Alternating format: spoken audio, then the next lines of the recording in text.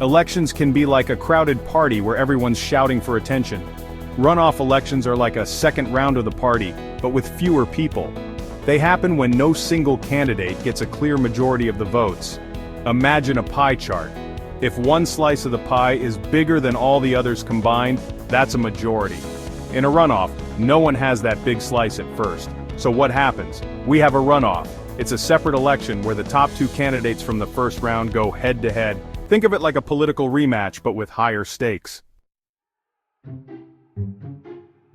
Let's say there are three people running for office: Alice, Bob, and Carol.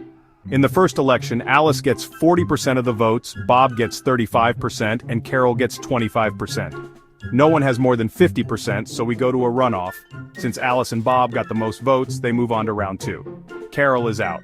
Now, voters who originally chose Carol have to decide, Alice or Bob. The runoff election happens, and let's say Alice wins with 55% of the vote. Boom! Alice is the winner because she got a majority in the runoff.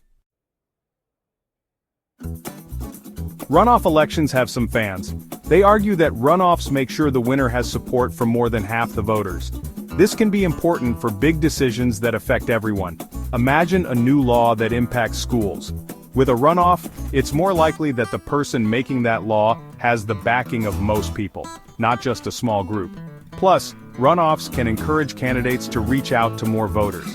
They can't just focus on their base. They need to convince people who might have voted for someone else in the first round.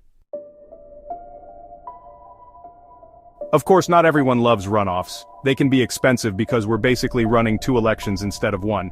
Think of all the extra ballots, poll workers, and time needed. Plus, voter turnout can be lower in runoffs. People might be tired of voting or lose interest if their first-choice candidate is already out. Low turnout can make it seem like the winner doesn't represent everyone, which kind of defeats the purpose.